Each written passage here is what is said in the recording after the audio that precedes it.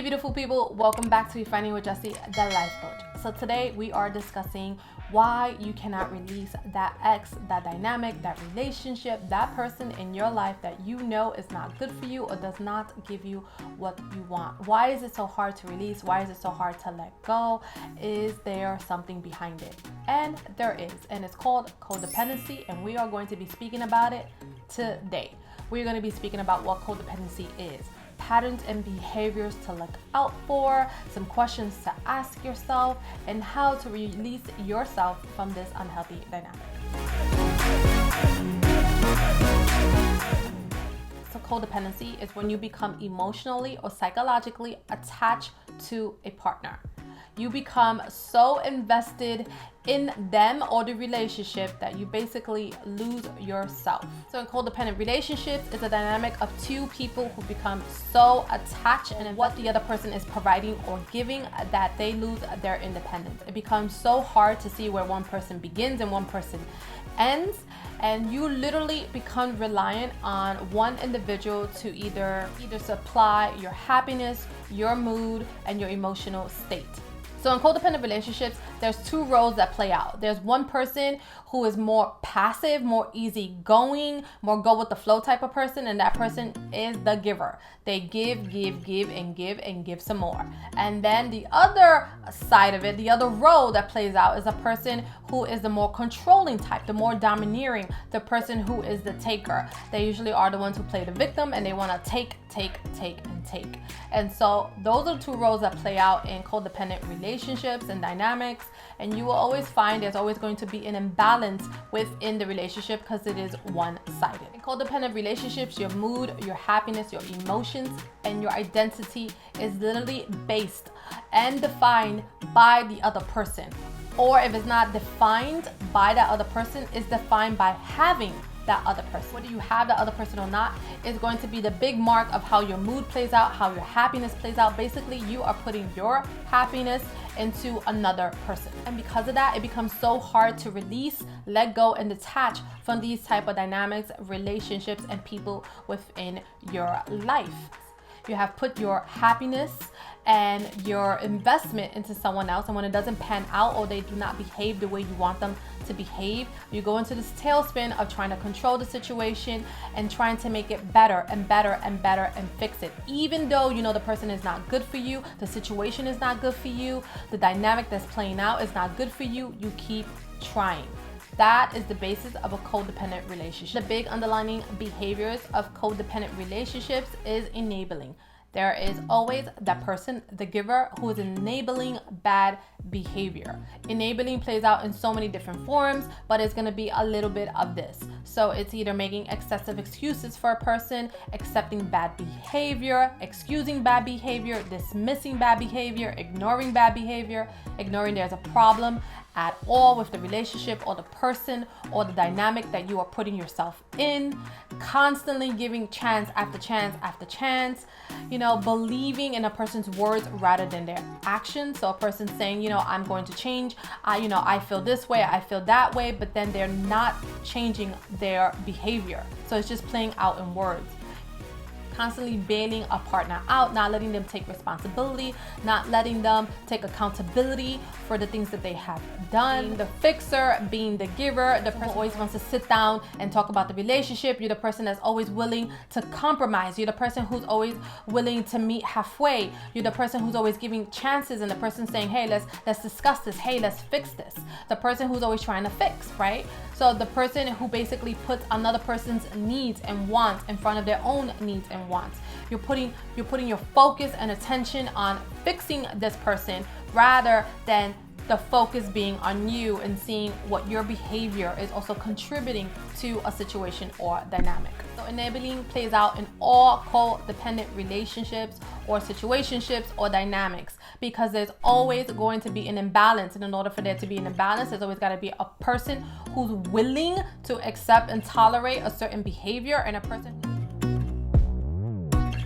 And while it's easy to say in codependent relationship that it is the other person because they are dishing out the bad behavior, you also got to be cognizant and be aware that you don't have to stay in any dynamic. You don't have to tolerate someone else's bad behavior. If someone is not respecting you and not valuing you and not bringing to the table what you feel should be brought, you always have a choice to walk away and leave it behind. So while it's easy to always place blame and point fingers at another person, you also got to be accountable for your own actions and behaviors and choices you are making in your life. You are a co-creator in your life, and you have to say, hey, why am I accepting this behavior? Hey, why am I tolerating it? Hey, why am I going along with it? And should I be going along with it? What about me is, willing to accept this? And codependency usually plays out because it is an attachment style of loving that has been learned. It's a learned behavior. Usually when you are codependent or have codependent patterns, it's because that is what you saw growing up. It's what you've been taught. It's usually what we feel comfortable. We are usually attracted to what is comfortable to us. Had a parent or grew up in a household that the person who was your caregiver was very codependent, most likely that's gonna play out within you as you become an adult.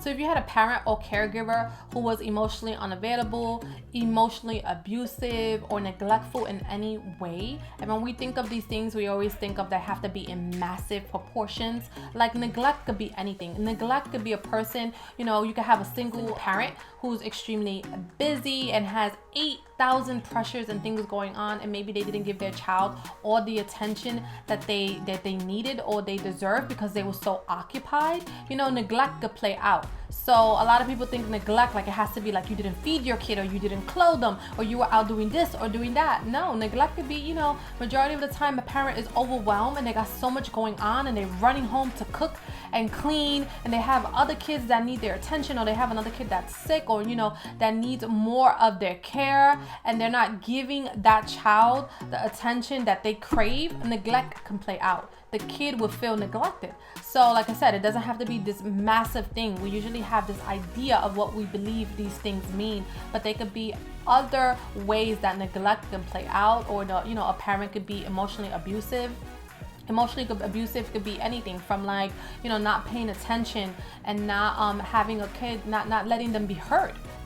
That happens a lot of the times when a person is overwhelmed or busy, or they have a lot of issues within their life, or financially they're struggling. These things can play out. They could be displayed in small dosages that it goes under the radar, and the person doesn't even realize that they felt neglected until they get older and they start playing out these dynamics in relationships like codependency, and then they have to stop and think, why do I keep attracting people like this, or why do I keep on getting into dynamics like this? And have a parent who is any of the sort, or narcissistic, emotional unavailable, emotional abusive, neglectful in any way, or a person who, a parent or caregiver who didn't necessarily show you a lot of affection and love. You might have been that child who was always trying to, get that love and attention from that parent by doing other things, by over giving, like, look at me, craving attention, like doing things to act out or doing things to over give. Maybe if I do this, my parent will love me or caregiver will love me more. Maybe if that giver type of dynamic plays out, and then as you get older, that will play out in your relationships. So you always have to look back to your childhood and the history of your timeline of the people that you're attracting, what has gone on in your past that possibly could have made you this way. If you're realizing that these patterns are playing out within you, like, what is it about you that makes you want to hold on to people who are not giving you, people who are not showing you that love, affection, and nurturing, and reciprocity? So with codependency, there's always issues and patterns that play out within yourself. And so I'm going to review some of them. And sometimes not everybody has everything that's on the list. It depends on your level of codependency as well. There's always kind of like a spectrum. There's people who are low level codependent, and there's people who are like high up the scale, so are super, super duper codependent that you literally cannot miss it. So with codependency, there's always going to be issues and patterns within self that you're going to notice. So when you're codependent, you always have an excessive need to give. You always have an excessive need to fix. You always have an excessive need to caregive. You're going to be the person who might have issues speaking up, like having a poor way of communicating and having your voice be heard. Or when you do try to assert yourself, when you try to make your voice assertive and make yourself, known that you don't like a certain thing or you don't like a certain behavior, you might feel guilty for being outspoken and speaking about your needs and speaking about your wants. You might see it as selfish. You're going to be the person who has low self-esteem. Your esteem is not going to be where it needs to be, because when your self-esteem is assured and you feel grounded in your self-esteem, you have no problem speaking up for what you believe is true and what you believe is fair, right? So you're going to have that self-esteem issues. You're going to have poor boundaries. So that means you're going to let this person kind of walk all over you. You're going to let this person do things that, you know is not right, is not fair, but you're going to allow it anyway. Right? Or if you don't allow it and you do speak up, you're still going to give that person chance after chance after chance. So you might have the boundaries within place. You might speak up about your boundaries, but once they cross the boundary, you have a problem enforcing it and sticking to it. Because some people enforce it, right? So they might say something like, "Oh, if you do this, like, you cheat on me, I'm not gonna take that. I'm not gonna accept that." But then the person does it, and then you might pull back. But then they'll come to you with apologies and they're sorry and they're this and they're that, and then you take them back, right? So you're not sticking to the boundary. You're saying that there's a boundary, but you're not really sticking to it and enforcing it, right? So you're gonna have poor boundaries.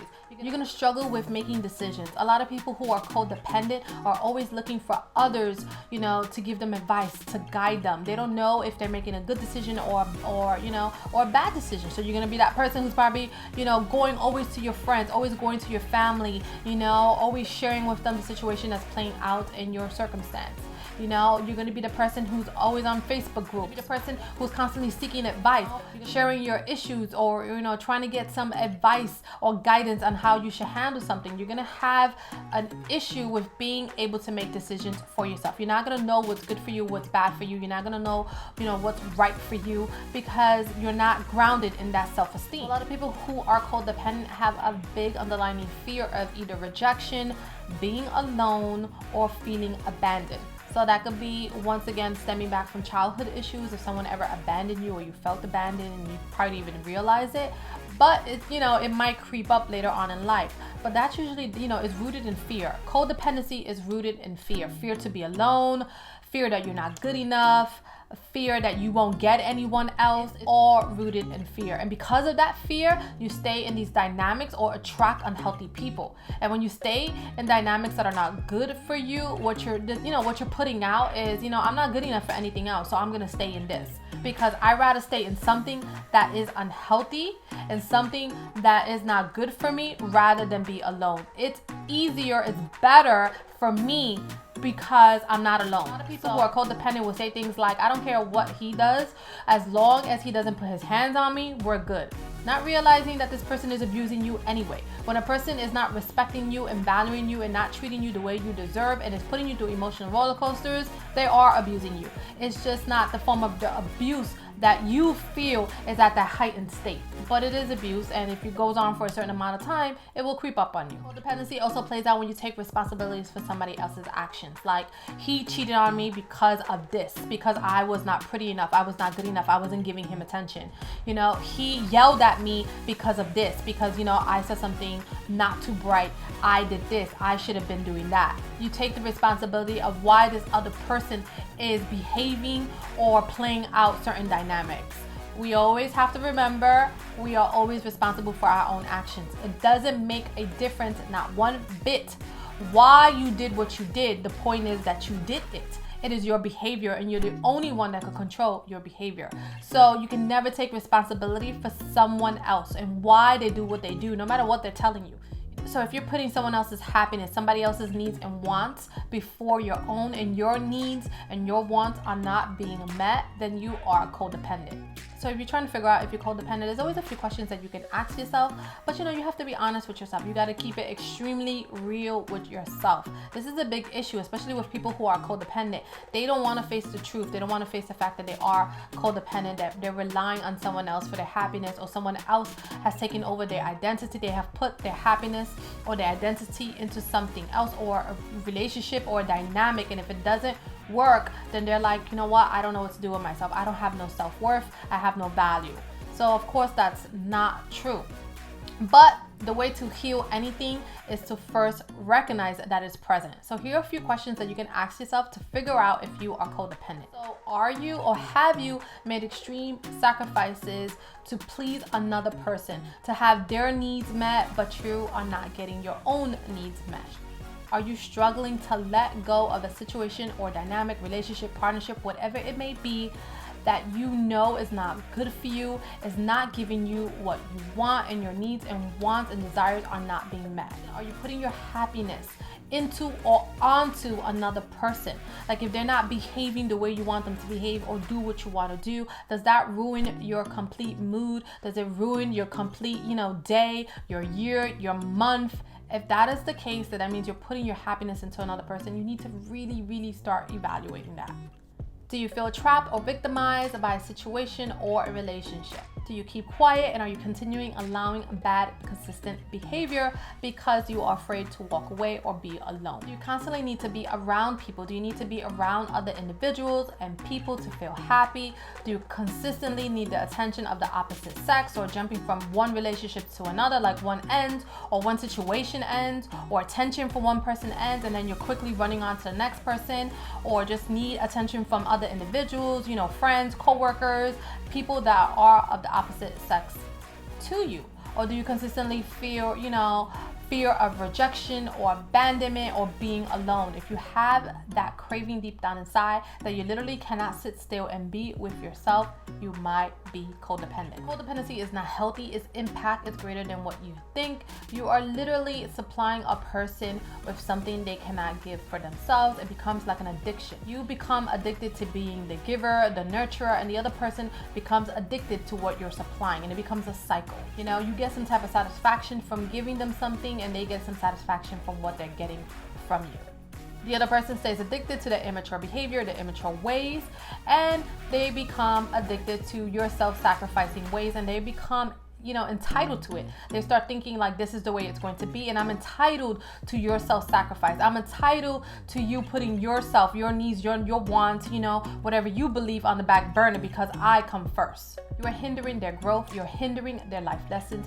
You are hindering them from becoming a better person. You are hindering them from learning right from wrong and learning how to treat people with respect and value. Codependency is a learned behavior, but just the way it is learned, it could be unlearned. There's a lot of people who are codependent. I, for one, have been codependent. Not to the extreme that I will accept bad behavior in relationships, but to the extreme that I would be the over-giver, the person who wants to fix people, the person who wants to heal people, the person who wants to be that caregiver. So I'm a person who's actually been in it, lived it, and has healed myself from it. I had to come to a place and understanding that it's not my role to rescue others. It doesn't matter what they're going through and how hard it is for them. They have to take accountability for themselves. And if they're not capable of it, or they're not willing to do it, because majority of the time the people are capable, they're just not willing participants. They don't want to do the work for themselves. Then I had to be strong enough to let go and release myself from these people and say, these people are not good for me. They're not good for me emotionally. They're not good for me financially. They're not good for me spiritually. And I have to be able to look out for myself and protect my own emotional state and my own stability within my life. First step is to recognize that you are codependent and you have codependent patterns and behaviors. And then the next step is to start taking your healing into your own hands. A lot of people are codependent these days because they believe that unconditional love means that we gotta love people who are unhealthy. And I have a video on that you might want to check out.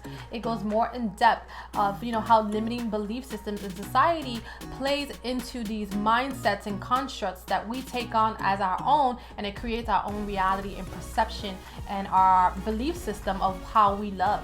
So my next video is going to be focused on the steps that you can take to heal from codependency, to get yourself in a healthy, balanced point in your life, that you are aligning with what's best for you and welcoming healthy individuals who are aligned with your core beliefs and your new path in your life. So that is all I have for you today. I will see you in my next one. If you haven't subscribed, definitely think about hitting that subscribe button. I will see you in my next one. Bye.